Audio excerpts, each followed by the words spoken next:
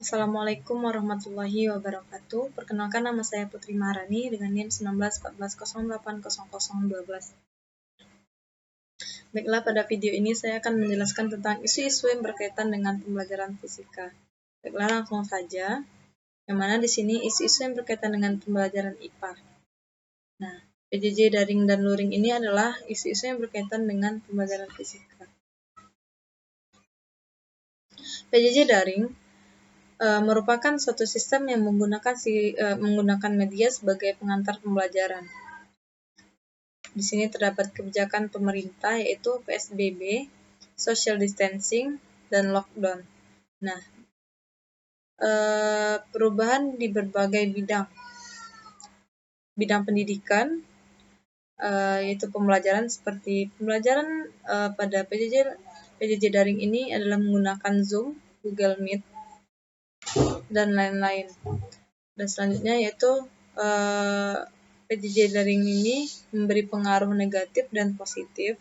Nah, pengaruh negatifnya itu kurang memahami materi yang dijelaskan, kurang perhatian dan kurang peduli terhadap materi.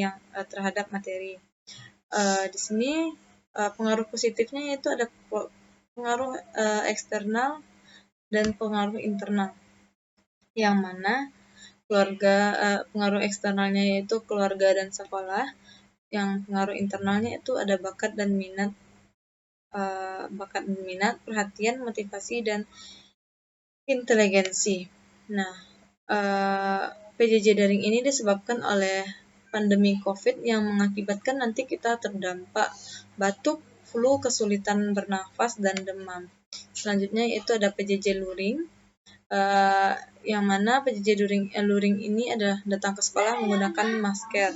Akibat yang didapatkan adalah datang ke sekolah 2 kali dalam 1 minggu, orang tua kurang paham dalam materi. Solusinya itu membantu siswa untuk bersemangat dalam memperbaiki hasil belajar, berkomunikasi dengan baik, lebih aktif berpikir, mencari dan mengolah data, menarik kesimpulan.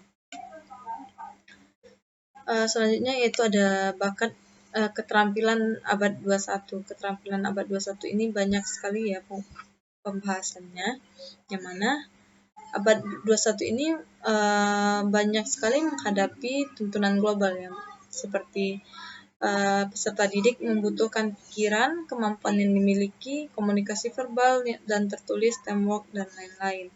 Nah, beberapa hal yang sangat perlu dikembangkan pada abad 21 ini, yang pertama ada critical thinking, communication, collaboration, creativity.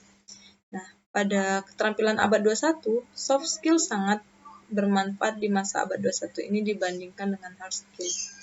Nah, terdapat 4 pilar pendidikan. Yang pertama, pengetahuan yang luas, pengetahuan yang mendorong siswa terus berkarya, mengenal jati diri dengan kemampuan dan keterampilan yang dimiliki, hidup kooperatif dalam lingkungan belajar.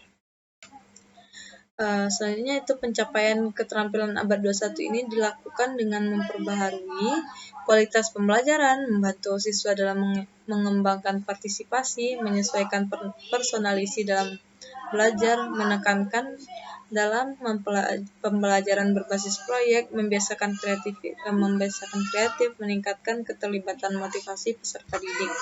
Nah, keterampilan abad 21 ini kurang berkembang dengan baik karena pembelajaran masih berpusat pada pendidik. Yang ketiga yaitu literasi sains. Literasi sains, keterampilan dalam menggunakan pengetahuan sains untuk mengidentifikasi pernyataan serta menarik kesimpulan berdasarkan bukti-bukti ilmiah yang dilakukan terhadap alam melalui kegiatan manusia. Pengukuran literasi sains tidak hanya penting untuk mengukur sejauh mana pemahaman peserta didik, tetapi juga pemahaman tentang berbagai aspek dari proses ilmiah. Definisi literasi sains yang banyak digunakan dalam penelitian yaitu penelitian literasi sains. Nah,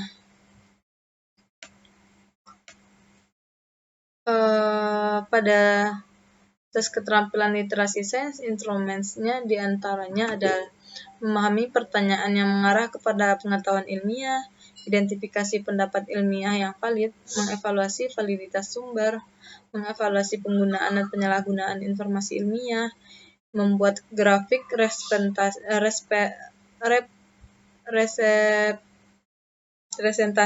data, membaca dan menafsirkan grafik data representasi. Selanjutnya yaitu ada PISA. Pengukuran PISA bertujuan untuk mengevaluasi sistem pendidikan dengan mengukur kinerja siswa di pendidikan. Literasi sains secara umum terfokus pada 4 aspek yang saling berhubungan, yaitu pengetahuan, konteks, kompetensi, dan sikap. Nah, ada beberapa faktor yang mempengaruhi rendahnya kemampuan literasi sains yang berkaitan dengan PISA, yaitu yang pertama, lingkungan dan iklim belajar di sekolah mempengaruhi variasi skors literasi. Salah satu kendala belajar sains lainnya adalah karena rendahnya kemampuan membaca, kesalahan pemilihan sumber belajar peserta didik, adanya anggapan peserta didik bahwa pelajaran sulit untuk dimengerti. Nah, ada faktor yang menyebabkan rendahnya kemampuan literasi sains yang terkait dengan PISA Indonesia, yaitu pemilihan sumber ajar, miskonsepsi, pembelajaran yang tidak kontekstual, rendahnya kemampuan membaca, lingkungan dan iklim yang kurang kondusif. Yang selanjutnya ada KPS, indikator keterampilan proses sains, mengamati dan atau mengobservasi, mengelompokkan atau mengklarifikasi, menafsirkan, meramal, melakukan komunikasi, mengajukan pertanyaan, mengajukan hipotesis, dan lain-lain. Nah, peran dan pendekatan keterampilan proses sains dalam mengajar dan belajar sangat penting dalam kesuksesan belajar. Kemampuan peserta didik dalam menerapkan metode-metode ilmiah dalam memahami dan mengembangkan sains serta menemukan ilmu pengetahuan. Keterampilan proses sains saat ini sangat penting bagi peserta didik sebagai sebuah bekal untuk mendapatkan ilmu pengetahuan dan mengembangkan ilmu pengetahuan yang sudah dimiliki. Nah, selanjutnya ada TIMSS. Dengan kriteria TIMSS membagi pencapaian peserta dalam 4 tingkat. Yang pertama rendah, sedang, tinggi, dan lanjut. Nah,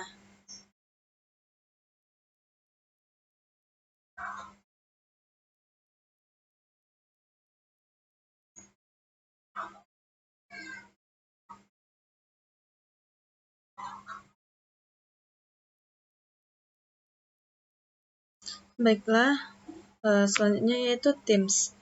Dengan kriteria TIMSS membagi pencapaian menjadi 4 tingkat. Yang pertama yaitu rendah, sedang, tinggi, lanjut. Yang selanjutnya itu kemampuan pengetahuan dan keterampilan dalam dua mata pelajaran, yaitu matematika dan IPA. Tujuan utama TIMSS adalah meningkatkan pengajaran dan pembelajaran matematika dan IPA dengan cara menyediakan data tentang prestasi siswa dalam kaitannya dengan bentuk kurikulum.